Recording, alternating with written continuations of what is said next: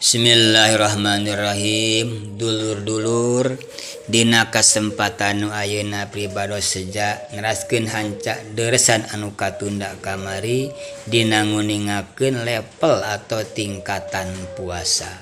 Atos kamari puasa awam sareng puasa khawas. Berikut telur tingkat terakhir nu dimaksud puasa khawasil khawas.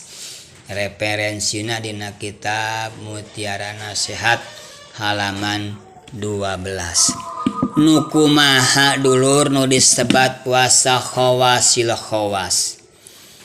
Wa amma saumul khawasil khawasi.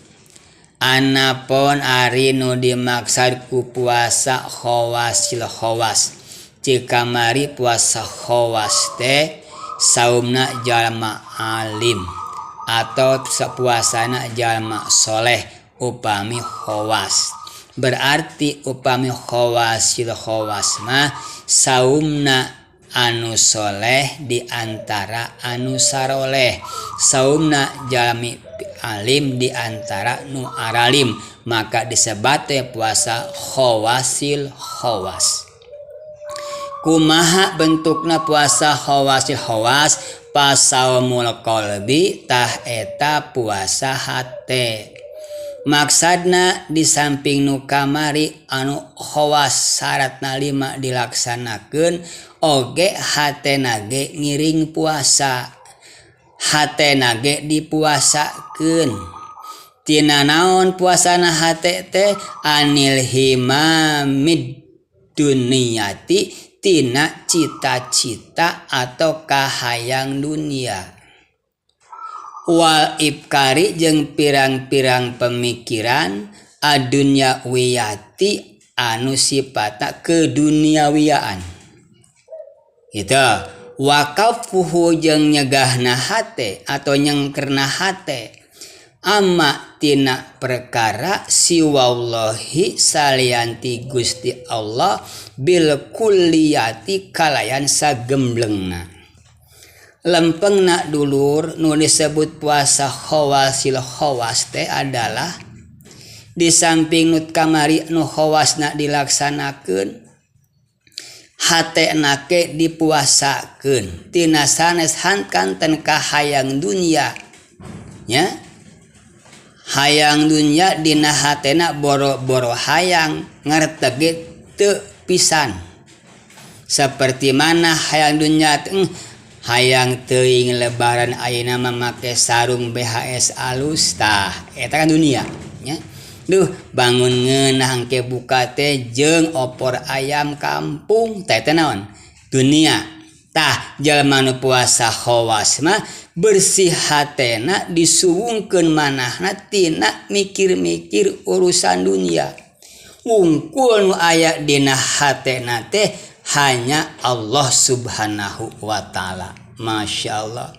Kumaha urang lamun keur nete taraje nincak hambalan hayang maraih puasa khawasil khawas jorojoy dina hate teh ngolembar. Duh cek urang teh kieu asa hayang yeuh buka ayeuna mah nganggo naonnya pais gurame cek nah teh tah karak hayang kitu kahayang tah himah.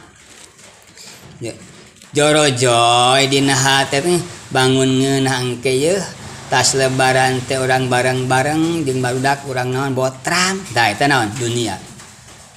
Kumaha tah lamun kitu aya jorojoy hayang kitu?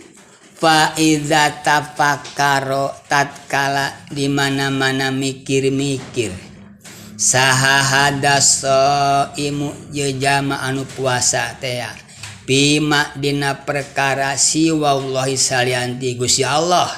Jadi hatena ngolembar hayang sesuatu salianti Allah. Mun tadi teh mah hayang buka jeung opor ayam jeung hayang make sarung BHS weteuh. Nah ya silu tahasil naon alfitru bocor atau buka janten karak ngeuteg oge hayang dunia jang nu khawas mah langsung batal puasana teh min saumitina puasa eta si jalma wa huwa tah ari puasa nu nyowungkeun hate ngosongkeun hate tina cita-cita hayang dunia teh Hutbatul anbiya'i eta tingkatan para anbiya wasiddiqin jeung tingkatan para siddiqin. Masya Allah dulur paingan hesenya sing horeng sing mana horeng ari puasa khawasil khawas mah puasana para nabi sareng para siddiqin para sahabat nu geus bersih dina mahnana teu hayang naon-naon salianti Allah nu aya hadir dina hatena. Fa inna tahqiqa hadal maqami sanyana nganyatakeun kana ieu makam kaya tingkatan atau kedudukan al iqbalu eta madab ilallahi ta'ala ka Gusti Allah bil kulliyati kalian sagemblengna wal insirafu jeung mengkol atau berpaling anggoeri salianti Gusti Allah. Janten geus eueuh dina hate kahayang urusan dunia hanya semata-mata hatena pinuh ku mahabbah ka Allah Subhanahu wa taala. Teu ngimpi-ngimpi hayang bae seueuh teu dibayang-bayang hayang danungan apa kana urang mah eueuh deui nu hadir dina hati abdi hanya Allah Subhanahu wa taala. Tah level kitu teh puasa khawasil khawas puasana para nabi sareng para sahabat urang moal bisa nya mudah-mudahan aya manfaatna wallahu a'lam.